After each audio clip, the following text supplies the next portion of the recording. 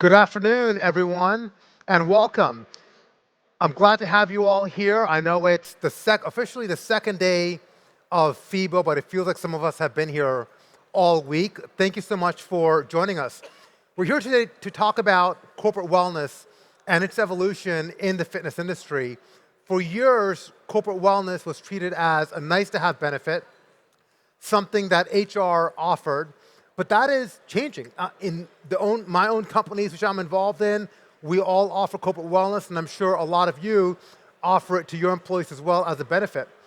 Employers today are under pressure from multiple directions. So one of the largest ones is rising healthcare costs. They also deal with loss of productivity, building community, the rise of remote work, and other generational differences.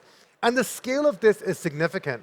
The World Health Organization estimates that depression and anxiety lead to 12 billion lost working days each year, which costs the global economy about $1 trillion annually in lost productivity. At the same time, the WHO states that 31% of adults globally still do not meet the recommended levels of physical activity. So the real question isn't about whether wellness matters. We know that it does. It's really about is how are we watching corporate wellness evolve from being an employee perk to truly changing how we view distribution and even payments in our industry. For that, I am excited to welcome the experts who we're going to speak to on this topic.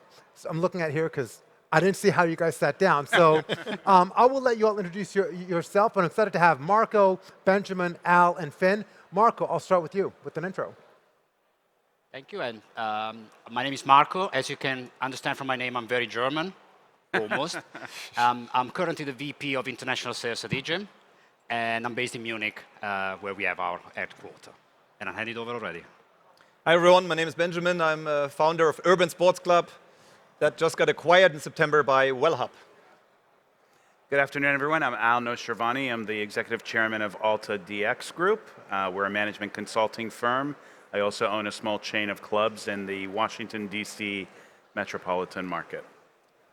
Hey, folks. Finn Hegarty is my name. I'm the chief product officer at ABC Fitness, just over there.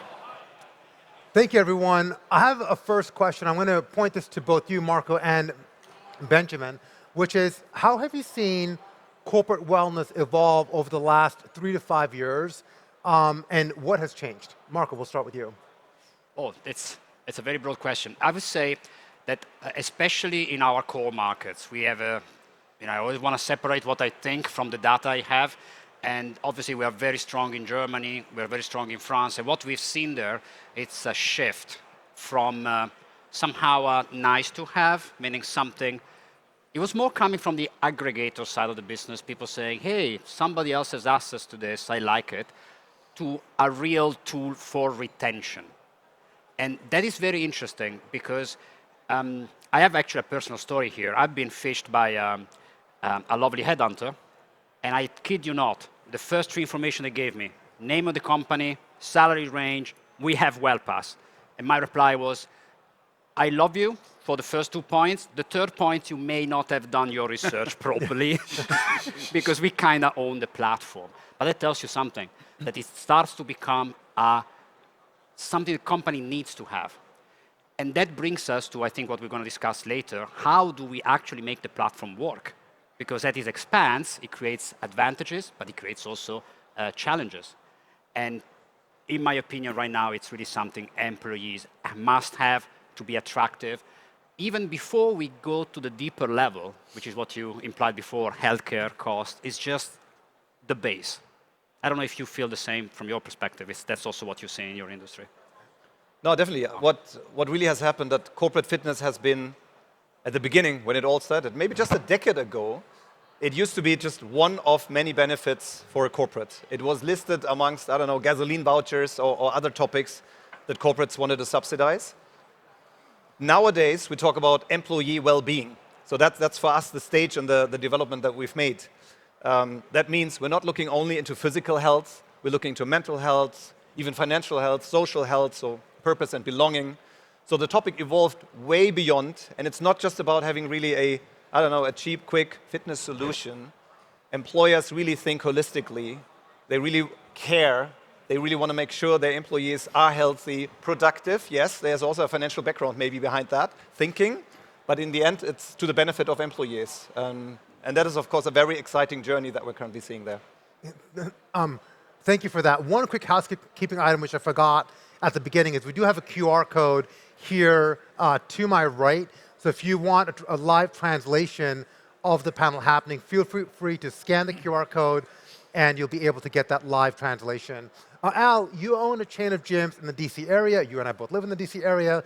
I've got to come work out at one of your gyms. I've not done that yet. You've seen corporate wellness evolve, and you've also set up some programs at your local gyms as well. Can you speak a bit about that? Yeah. I mean, I think the evolution has been really interesting. Years ago, when we had a corporate sales team that we would send out to HR directors to try and sell our facilities to, with solutions like WellHub and ClassPass and others that are now generally available, the consumer has now the power to choose the places that they want to go. And I think that's the major differentiator for us. We use a host of different aggregators at our facilities, and we have seen that they contribute significantly to our revenues. I think one of the misconceptions that oftentimes owners of facilities deal with is they feel that there's going to be cannibalization of the membership, et cetera. I think one of the things that we really appreciated that the aggregators have started to do is, initially it was just sort of a standard, you get a monthly fee or a per visit fee, and they come and use the facility, the member comes and uses the facility, and everything that's in there is available to them. And today, to the credit of the aggregators that are out there, we have seen more selectivity in terms of the products and services that we can offer as part of our aggregator membership. And I think that if you're very thoughtful, intentional about setting it up, so for example, at our facilities, the aggregator membership gives you access to the facility. It gives you access to cardio, it gives you access to weight rooms, it gives you access to obviously the locker rooms and showers, but we don't open up our group classes. And so what we are now finding is that a person comes in, has the aggregator membership, and then we've now created an upsell to the aggregator. So they win on both sides. They get the aggregator membership for their monthly fee, but they also can pay a smaller amount to use the group exercise facilities we have. So I think that the headline is that you should work with these companies because they do have solutions that that work for you. Al, sticking with you for a minute, aggregators, especially some of the direct-to-consumer ones, not just on corporate wellness, a lot of gyms have viewed them as taking members potentially away from it. You found a way to work in partnership with them. Yeah, that's exactly right. And I think most of them, not all of them, and then you can be selective about who you want to work with, but most of the aggregator solutions, and in the US we have sort of this other form of aggregator, which are the insurance aggregators, which are even slightly different. But using the direct-to-consumer ones, they'll all work with you to create programs that make sense for your organization. And we've actually seen net increase in revenue as a result of the aggregator programs, not just from the aggregator fees, but from the upsell that we've created. But I think the key point is, certainly from speaking to operators, is that the employer aggregators might be slightly different to, let's say, the aggregators that are bringing leads in from a different source. Reason being is a lot of those members may not have been inside of a gym. They're we're opening up the addressable market, right? There's employees that may not have set foot inside a gym, but given that they're getting this wellness benefit from their employer, that they're more encouraged. So I think there's a piece where not to look at the aggregators of like cannibalizing, is more that the overall TAM is expanding to employers in my mind. Yeah, absolutely. As it relates to WellPass and EGYM, you, Marco, have an entire ecosystem that allows you to create personalization, really manage the entire user journey. Do you view that as a value plus? And are corporations coming to you and saying, hey, we want to have this particular user journey, whether it is I want you to go to the gym with coworkers, or are they using any data from work to help personalize that journey for the member? Well, I would say our view, it's a bit, as you say, we see both sides, you know. I heard you saying one thing I was nodding, because by being a corporate solution, we are able to see the type of people that goes to the gym, but because I have the technology on the other side, I know how they train. And what you said is bloody spot on. I need to curse at every panel, so I just did. And we see that, I'm making an example, I'm not going to say the name. Let's say it's one of the famous Big Seven in IT in Munich. The average penetration rate in Germany, as you all know, call it 16, 15, 17%. Their penetration is 70 plus.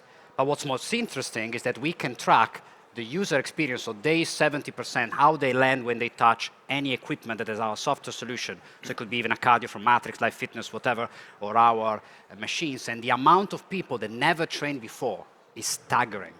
So you're right, of that gap, yes, there's some people that were in and out of the industry, so somehow they had a membership and they drop it, but a lot of them are completely newcomer. Because if you, as a gym operator, you build the solution they are looking for, so you are understand spot on, you cater for those people that never was in a gym, but sadly most of us needs to work for a living, so you are in a corporate, and you connect the dots, as you were saying, you offer them what they need, the value actually multiplies. It's not just a new membership. It's more value, more engagement, more retention. And honestly, when I saw the 70+%, I didn't believe it. So we actually went down the rabbit hole of checking the single customer journey. What you were implying, I think, is going to be the next step.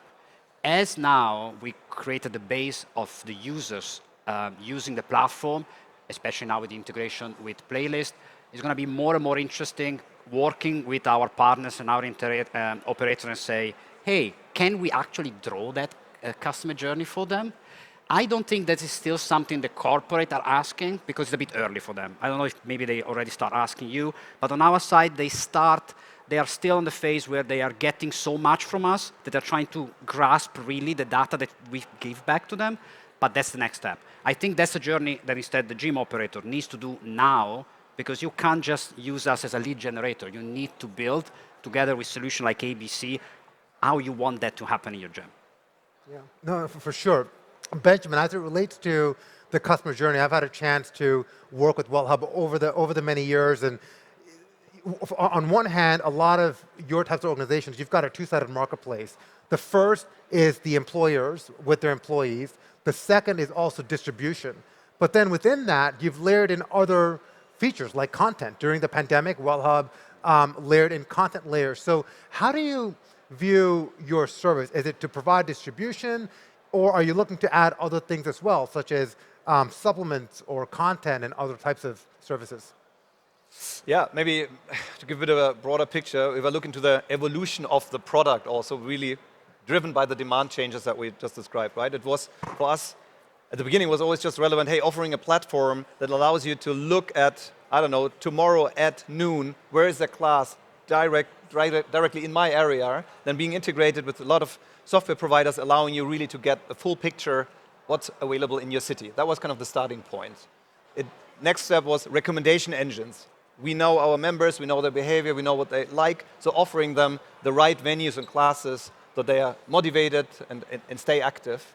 Third one now is due to the holistic demand, so basically the approach that we want to have more, we want to have not physical activity only, we want to have mental health. Getting into an AI coach, not only AI, to be fair enough, yeah, so it's 𝗪𝗵𝗿𝗄, where we look into longevity, create training plans, really ensure that there's someone looking after those employees, ensuring that they stay on that journey, and then also helping them in our kind of app ecosystem to really find what's needed. Because that was a bit missing at the beginning of our journey, whether that's WellHub, whether that's Urban Sports, probably I'm talking for everyone, that we were just offering a lot of possibilities, let's say, an all-you-can-eat buffet, but not really already tailored to the needs of employees or certain companies. These days, now we're looking into AI coaching, but also regular coaching, asking for the demand. What is actually your issue? Is it sleep? Is it nutrition? Is it even financial support? We even in our ecosystem for apps, which are also included in those memberships, offer financial advisor apps, basically. Whatever the need is, whatever is part of employee well-being, where you feel support is needed is now part of that ecosystem. And I think that is a quite impressive journey, and that I'm not talking about only bars. I know that everyone is looking into exactly those evolutions. And I think exactly that's what corporates need. They don't need it as a benefit just amongst all the others. They need a full service solution where they really can address the needs of their employees. But the key thing on that, though, what I've seen is that you obviously have to meet the employees where they're at. So in terms of people working hybrid, they may have access to a gym that's beside the location. They may train at home. They've got the nutrition advice. All of that holistic well-being. But I do think the struggle I've seen, certainly as an employer, is that it can't be a one-size-fits-all. We're rolling out this aggregator, and that's it. All the employees get it, and look, that's good for everyone. I think the more personalization, as you speak about, then that's where you're going to get the engagement with the employees, more tailored experiences, and then they're going to keep engaged rather than a one-size-fits-all. Fair enough. The goal needs to be we expand the market. Yeah. And that's why we also need to offer more with just opportunities. Yeah, we need to really drive, especially the couch potatoes, up, and then really help them to get engaged. Yeah. But here, once again, it's not only the task, of course, of the aggregators. It's, of course, in the end, the success that we also just heard of companies who then achieve activation rates of 50% plus. I mean, the main driver here is the culture in the company. Yeah, it doesn't become a standard to talk about what are you doing for your health, right? Have you also joined that gym, or did you also go now to that facility? Are you using your lunch break for this? I mean, this is such a crucial part that it is just a normal topic to talk about what you're doing for your health. That will also then activate those people that were so far maybe shying away. Well, I think it's incredible for team building as well. Yesterday, Finn and I, along with 2 other teams at ABC, which looks like the lights just went out. Do you guys see that? So hopefully the lights will come back here. Ran High Rocks. We did a 5 o'clock High Rocks industry heat. So not only was it our companies, but we ran with other FIBO industry attendees as well. Finn, question to you. One, how was that experience? And do you feel like we got closer because of it? The thing about doing a High Rocks, no point doing it unless you're going to tell people. So thanks, Mo. I thought you'd bring it up, but appreciate it. I was going to say it anyway. But I do think it's interesting, right? Because I see the events, right? We talk about High Rocks as a big shift. There was a panel yesterday, really interesting panel from Douglas and Ian. I think there's been a copycat in Ireland actually called 𝗙𝗏 that's doing events, right? Very similar, more or less the exact same program as High Rocks. But the smart thing that they're doing is they're doing a kind of a corporate angle to it, right? Yes, yesterday we did a corporate session, but what 𝗙𝗏 are doing in London and in Ireland is that they have a corporate leaderboard. So it's like PwC versus EY in terms of point system. So they're actually creating that engagement. And I know from speaking to peers in Ireland that it's great for community building. Yes, I enjoyed running behind Mo and chasing him, but it was great. I think there's a great win that you can also kind of get the benefit of bringing the company together and increasing that engagement. So it's a win-win. Yeah, Al, you're really sitting in between different ecosystems. And when you go back 10, 15, 20 years ago, that relationship with the member was really owned by the operator, which is you. Now, you've heard Finn kind of talk about ABC potentially, and certainly with WellHub and WellPass, with them building an ecosystem to own that employee experience, which is rightfully so because they're working with the corporate employee. How does that change how you view what happens when that member comes in? It's interesting. 20 years ago, we built a corporate portal for Morgan Stanley. They were using our product. I had a software company, MotionSoft, that built member management software, and we built a corporate portal. And they were treating corporate wellness as they would their insurance programs and their benefit programs. So they had an opt-in period at the beginning of the year. The person could opt in for the first 90 days. And all they wanted from us was the number of check-ins that an employee made. Today, as evidenced by some of the answers that we've received, that the volume of data and information that employers are looking for is so significant that for us it would be overwhelming to be able to provide it. So I think that's one of the biggest changes that I've seen. I think that the other the variable of bringing in the people that we don't ever have access to, that's a big win for us. We have in the U.S. had about a 20% penetration rate, 25% penetration rate. We've seen that number exponentially increase since the corporate wellness programs have come in. So we're happy to continue to adopt these programs and utilize them. How do you make yourself stand out? Because you have a list for an employee, might have a list of options. So how do you make your gym chain in DC stand out? I don't think that changes for us. I think that for us, at the end of the day, cleanliness, location, the member experience, those still are components that we have to own. It's the job of 𝗪𝗏𝗲 and 𝗪𝗏𝗏s to bring the people to us, and we expect them to do that. But at the end of the day, the consumer expects the same experience. Clean equipment, working equipment, clean locker rooms, friendly staff, a welcoming environment. And again, as I mentioned earlier, if you can deliver on those things, then the member is going to come back to you, as long as that's the service that they're looking for on a given day versus a yoga class that we may not potentially offer. But they're going to keep coming back to you, and there's upside for you in doing that. But would you say, look, a member that's come through one of the aggregators, that the onboarding experience would be any different? Or are you going to treat that the same, whether a new joiner that walked into the club? Just curious. That is definitely different. Yeah. I think that a person that walks in, and maybe this is something that we need to look into, but a person that walks into our facility definitely goes through a much more thorough onboarding experience than a person that comes in through the aggregator. We have a 30-day fast start program, which you can't necessarily offer to someone who's coming in through the aggregator program, because you can't necessarily influence their attendance because they may be going elsewhere. So that is different, but certainly something that I actually had not thought about and probably should. Interesting. Yeah. It's a very fair point. I believe that actually there's a great potential still to lift for all the clubs working with aggregators, like really ensuring that they get the first check-in of an aggregator member right, basically asking, is that your first check-in? And usually, if you have the right staff at the reception, you will see and feel it, because people don't know where to go, right? A bit confused, which is then the opportunity, of course, for the upselling opportunities that you described. And right? we do that. We do market to them, but the onboarding is different. So for example, when we get someone that's an aggregator member that comes in, we do capture obviously their demographic information based on the systems, et cetera. And we do say, hey, by the way, if you're interested in Les Mills classes, which is a premium class that we offer, you can come in and do the upsell. So we do that part. The onboarding itself, though, that's more difficult to do, because there's sort of a standard set of visits that we try and encourage a member to utilize when they first join, and that's more difficult to do with the aggregator member. And I have to say, that's also what we see again. Many of the customers that work with us, so the gym side of the business, when they buy into our solution, they actually start with our onboarding solution, the fitness hub and few machines, because they try to do what you say. Yeah. Let's try to get one funnel in. Then obviously it's your job. I always focus on gyms. You're my customers, nobody else. You funnel them in a process that then can spread out as you want.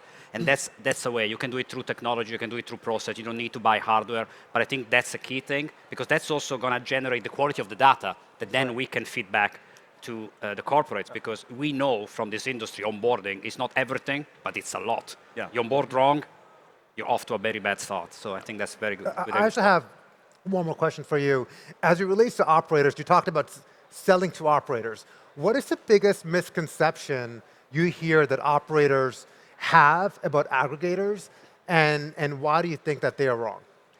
Well, it's what we said before. 90% of the discussion when you start, and we actually try not to use the word aggregator, because people get scared, say, you're going to get 10% of my revenues. You're going to get 10% of the revenues I already make, and you're going to bring me people that would sign anyway, so you're just stealing commissions.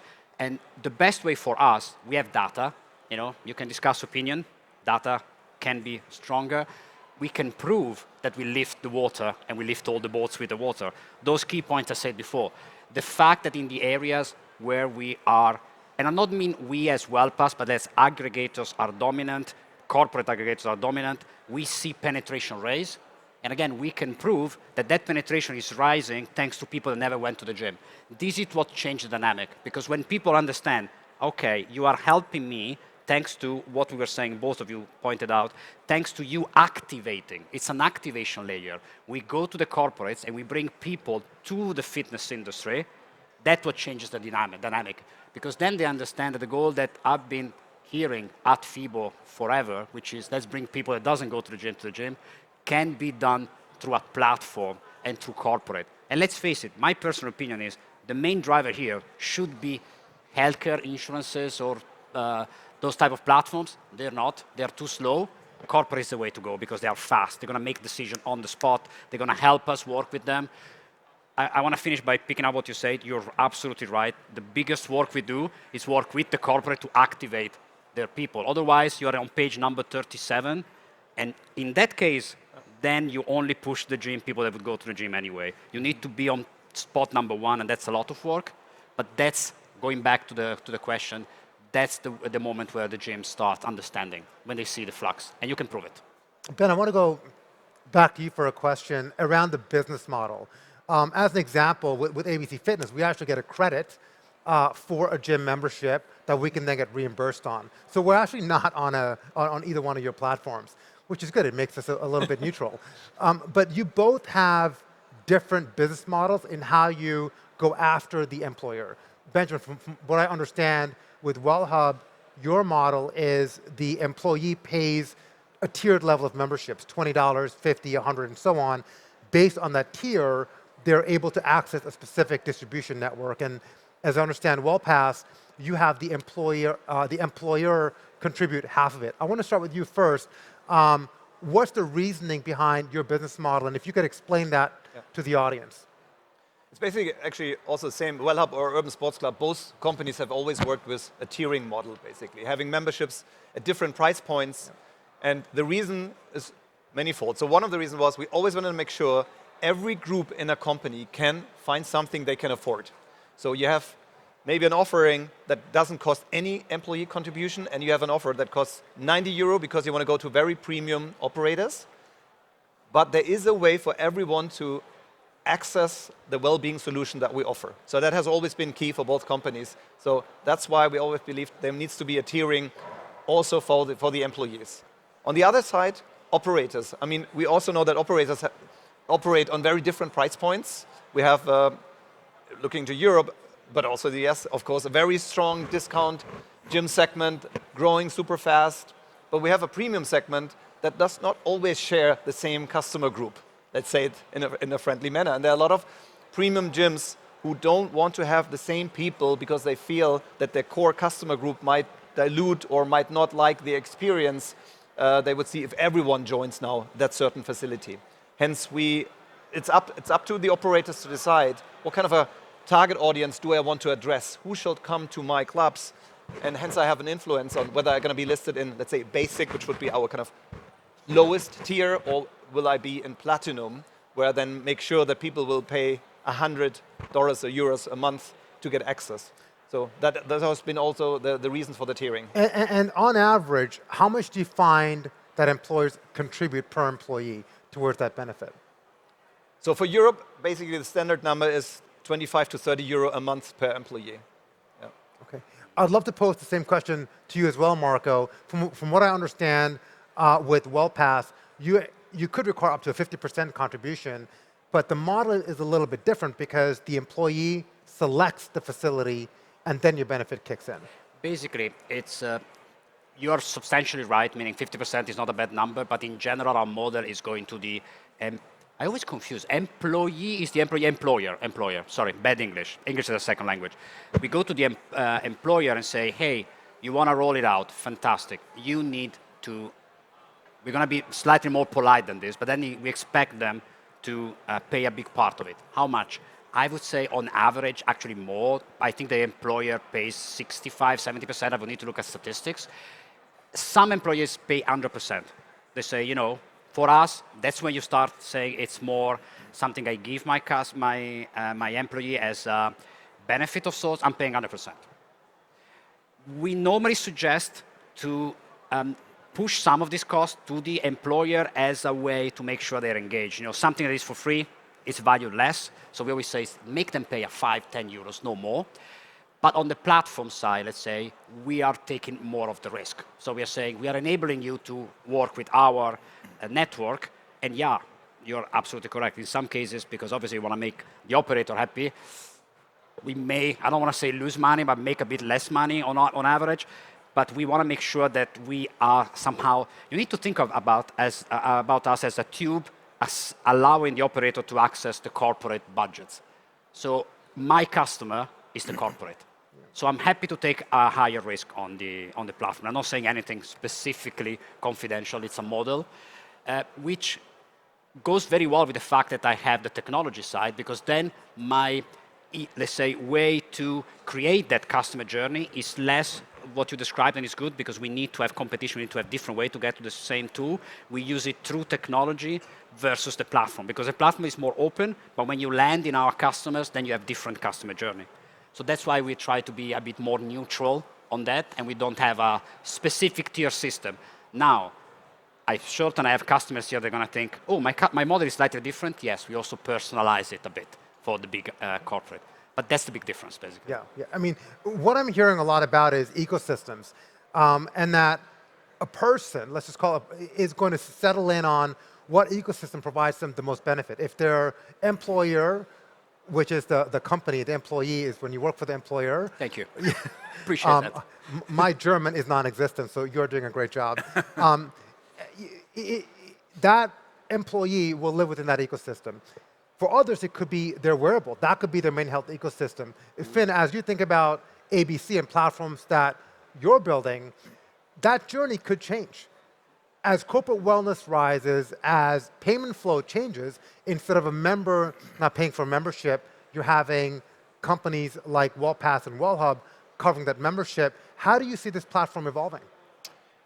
Yeah, I think, Al, you mentioned earlier on, particularly in the US, we're seeing obviously healthcare and insurance have been around a while in terms of contributing. I think today, for the most part, it's been the member pays, right? Until the aggregators came, and that's the only access they had to the employer market, right? So, there's been a big shift to third-party payers, and I see that continuing to shift. I think, look, we have 40 million members globally. About 7% of those are funded in some way or subsidized by a third party, whether that be an insurer or an employer. So there's been a big shift in the last couple of years to, how do we support the infrastructure around that? Because at the moment, as an operator, the only way to get access to the employers is probably through an aggregator, right? And the only way to get access, to the corporates is via an aggregator. The only way to get access to healthcare is via a couple of the insurance providers. So there's no seamless way to kind of get access to those payers today. And that's a big, problem for the industry, that anyone in this room that's on the technology side of things should be thinking about how do we enable this. It shouldn't be a problem for the operators or the fitness heads in this room to sort. This should be for the tech folks to really take that friction out of it. We need to create the infrastructure, the open APIs that make that experience a lot more seamless, right? Open that up. I think that's the key challenge that we need to solve over the next number of years. The new payers are here, corporates are here, they want to invest, they see the ROI on wellness and well-being. Let's try and support the infrastructure to enable that. Today, I have to get my receipt from the gym. It's a poor system, an invoice, and I have to receipt it back. It's just too much friction. So I think as an industry, we got to take that friction out of it and let these payers come and pay and subsidize, right? Which, Finn, is exactly what we have to do, is get a receipt and submit it in. I know, it's a pain. I don't do it, Mo. It's too much work. I'm like... This is the biggest challenge that we have with the aggregator model, and I'll look at you two on this side and you on the software side. We have very little visibility outside of what we try and capture manually and sort of force into our member management systems with regard to who they are, what their interests are, how much we should be paid. This is a big issue. We rely on, and again, in the US, we have 10 or 15 different aggregators that fall into various buckets: direct to consumer, corporate, and health insurance. Yeah. And whatever they send us at the end of the month, we sort of say, okay, well, that sounds right. And we assume that that's what we should be receiving. And then factor on top of that some models are usage-based and some models are percentage of rack rate based. And it's really complicated to understand the value of these programs. And so to the extent that you can work with the ABCs and the BRP systems and the sport alliances of the world, I think it just makes the job of an operator significantly easier. Al, I have one more question for you, but before that, in a few minutes, I'm going to open it up for questions. If you have any questions, think about them, and we'll have a few minutes left for questions. But Al, the question for you is, you're involved in so many different areas in the industry. In some ways, insurance companies are starting to offer benefits. Optum, as an example, has a corporate wellness program. So do you think that this journey is going to be owned by the employer, or are they going to lean in on the insurance provider to offer that benefit? You know, I hope that we don't lean in on the insurance provider to do the benefit. I think that between the operator and the aggregator networks, we have to own this relationship and this member. The insurance providers have other sort of goals in mind. It's a constant worry to us in the US, and it's a very different insurance market, of course, than the rest of the world. But it's a constant worry to us that they are going to encroach into our space, whether it's through the delivery of content, the delivery of medications, the delivery of GLP-1 specifically. Yeah, it's a big issue for us. Potentially even owning their own gyms Absolutely. as well. Yeah. Marco, I'm just curious, so you have so much access to data, you're adding more services to companies as well. Have you thought about offering something like a GLP-1 or peptides as a benefit? Because ultimately that's going to could help improve performance and wellness. Don't give Philip ideas, please. Philip is my CEO, because he tends to go for the ideas that more float around. No, at that level, no. For sure, we are looking more and more. We're doing an extra step. The first step, again, activation layer, put people in the gym, do the basic. Now we are starting to look more and more into healthcare. Healthcare would start requiring us to get more data, so to ask the employee, I'll get it right eventually, employee, which medication he's on, go back on onboarding. So starting with somehow a pre-onboarding when he's still on the corporate side, understand, and then offer him the specific function he's looking at. You're on GLP-1, maybe I don't suggest you to go necessarily to a generalistic gym, but I focus you more on a healthcare-driven gym. Something like this we will do for sure. Not yet, not now, and we are now looking more at this massive amount of data, as you say, that we have, even now more with the merge, and good stuff will come.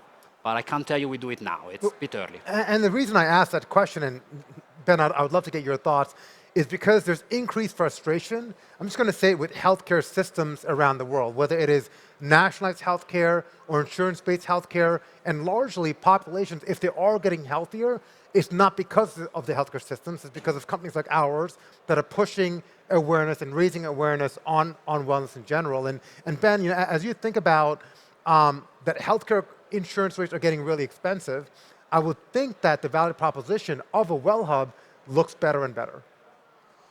Well, first of all, you're absolutely right about the frustration. So I think everyone gets also in a bit of kind of help yourself mode. So try to avoid to use that system as much as you can by looking into prevention, which, again, is the opportunity also for us, right, as a product.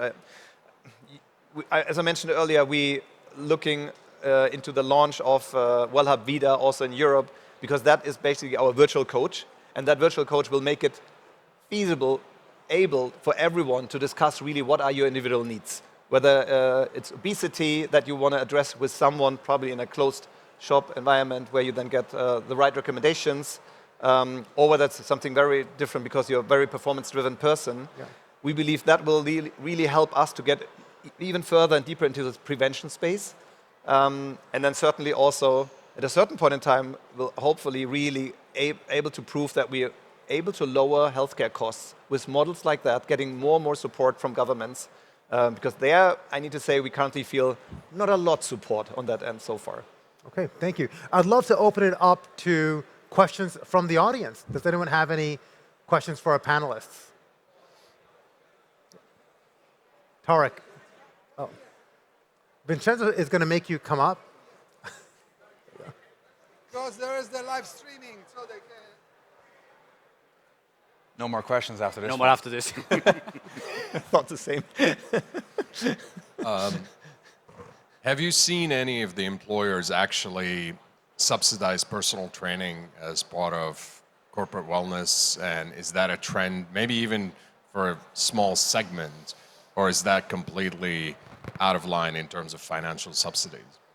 We have seen larger corporations typically will have sort of 3 different levels of membership. So we don't include the personal training as part of our aggregator programs, but if a corporation comes to us and wants to create a program directly, we will provide them with 3 different options. So they can either get a discount for their members, they can pay a partial amount for their members, or they can pay the full dues. And then typically what we've seen with larger organizations is that they will even pay for personal training and non-dues services for their executives. We've seen that more and more. I concur on that one. I've seen it more on the more senior folks in an organization where they have the PT or the coaching as an offering. So I think it's a combination of they're using aggregators maybe for their main footprint of the employees, and then they've got relationships with big local employers are working with gyms that are in that vicinity, and then they've kind of complement that with PT or coaching for the execs or some of the footprint of their employees too. So definitely a shift for sure. It'd be great to see if you guys could drive PT to us specifically, because right now we have to do it ourselves. Yeah. What is interesting is that what we see a lot in our case specifically is that, especially at the beginning, now a bit less because it's a scale problem. You would need to have probably too many PTs, but many of our partners, what they did, because of the onboarding problem, before they have a technology solution, they said everybody who's come to the aggregator have a free session with a PT, which is on them to make sure they stick. And the investment paid tenfold. So were we directly paying for the PT session? Not necessarily, but because of the ratio between the people that went to the gym and the people that stuck after having an introduction with the PT, we actually ended up selling PT at scale later on as an effect. The issue is, and it's very interesting, it's funny, I gave you a number before, 75% penetration. And I guess your question comes because you are a PT or you work with PTs. If we have this penetration in Germany, we need 1,500,000 PT to onboard people. 1,500,000. You know how many we have now? 50,000. So that's going to be, I think, the real challenge. If we work, it's amazing, but we need to open 25,000 gyms in 3 years. Wow. And maybe just quickly add also to the 2 questions maybe that just came up. So I think there are currently 2 ways for operators. So one way is the classic way that also you alluded to. It's basically used as an upsell opportunity. Just discussed with the CEO of a German gym chain. They have 2,100 PT clients, so to say. 600 out of those are coming via aggregators, which is a decent number. But they're also a bit specialized on that, like having really a team on site, really ensuring that they're going to offer that actively to them. Even better, and that's what we're working on, would be that in our app, once you check in, you get a PT offer on site. How would that look like, right? And that's something where we see actually a great potential for us all, once again, to upsell, to ensure there's always someone giving you that offer, because you never know who's at the reception when you enter. And that can definitely go beyond PT.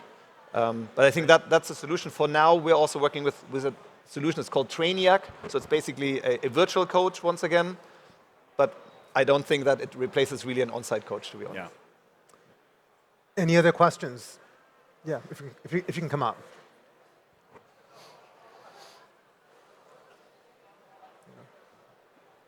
Hi, Nick Pizzuti with Growth Solutions. Met a couple of you before.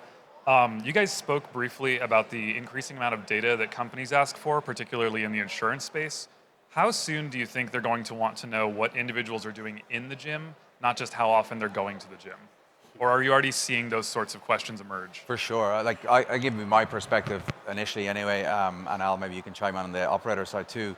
But one thing, obviously, is check-ins. It's like, are they engaged? Check-ins is like number 1. That was the first question. But the next, we're seeing more and more questions is like, particularly from employers, is like, what's the ROI? Are we getting the health outcomes, right? So I think that's the next phase of being able to track that data, not just on, they checked in and what they're actually doing. I think there's a phase after that, which I'd love to get to, is like, are we achieving the health outcomes? Are we improving VO2 or HRV or whatever it is? I think that's the next stage rather than just... Even improving productivity. Oh, yeah. Tie it back to employee engagement and, then tie it back to the ROI and the business impact and everything else. But I think, number 1, the first thing is what we need the check-in data that people are engaging, and then what are they doing?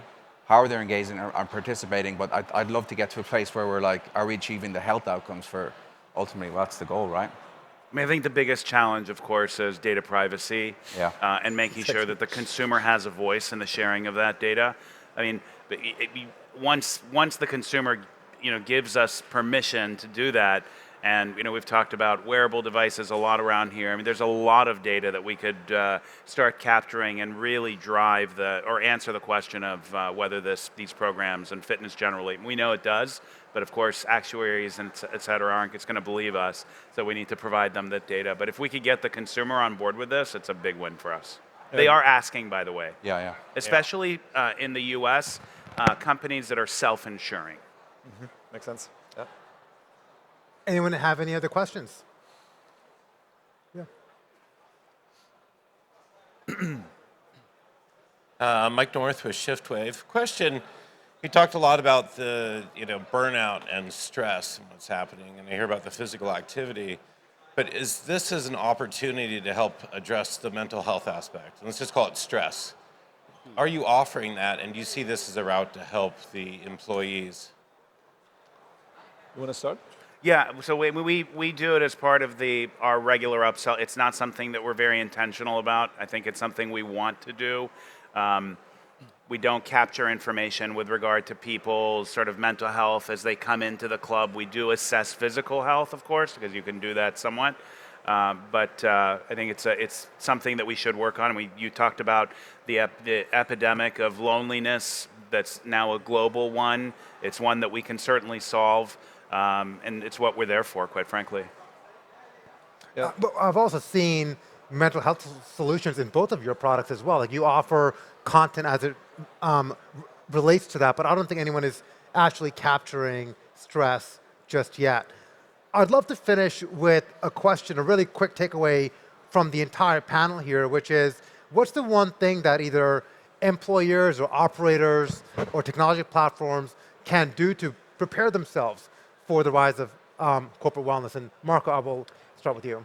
Apologies. The question is on the operator side. What shall they do, or the corporate? Could be any one of them. What is the one thing? I would say, because I'm passionate about the gym, so the operator, get ready. Meaning this wave is coming. And when I made the comment before about the 1.5 million personal trainers, there is a shift in the market. Corporates are digging in more and more, which is great for the industry, but we need to get ready. Because I made the example, the scenario of Munich where operators cannot find real estate and they need to open because the corporate demand is so high, there's a queue outside. So this seems to be the typical great problem that everybody says, we want to have that problem, but I can tell you, I'm an economist, I'm not from the sport industry. That's a problem that's going to bite you very hard when it starts because consumers are going to be pissed and we need to prevent that. And we have the capacity to look forward. That's if I were an operator, I would think about that. I would look at concentration and start laying out my future now, because it takes 3 years to get there. Yeah, for sure. Yeah, agreed. So there's a very optimistic view from my perspective here that we can all share. Yeah? There's longevity, there's a megatrend health. We see really activation in companies and also in the population going through the roof. And I definitely also want to address the operators here. This is a great opportunity. We see at a certain tipping point already in some cities where we have a lack of operators that we can address and where we can really send people to. You mentioned people queuing outside of gyms, not in January. That is actually already happening. And it's a great challenge and problem to have. So let's really use that opportunity to grow that market. And I actually can feel also that vibe here at FIBO once again. I'm still very glad to be in this industry. Al? I think they said it. Get ready. We've talked about cannibalization. If you think it's going to happen and you push the aggregators out, you are going to lose. It's a model that needs to be embraced. Yeah, just same thing basically from an operator, just embrace it, right? It's going to be not just a new channel, this is going to be a fundamental part of your business over the next 4 or 5 years. 50% of your member payments could be contributed through an employer, so get ready, it's a big part of your business. Yeah, and look, one of the key takeaways here is that employees are going to be looking for this benefit. So as an employer, it's going to make you a lot more attractive. From an operator perspective, this increased capacity is only a good thing. We talked about at EHFF around how, as countries, do we increase market penetration. provide more access to populations, here's a great way to do it. I want to wrap up by thanking the panel. Thank you so much for joining, and thank you for all of you for attending, and I hope you enjoy the rest of FIBO. Thank you.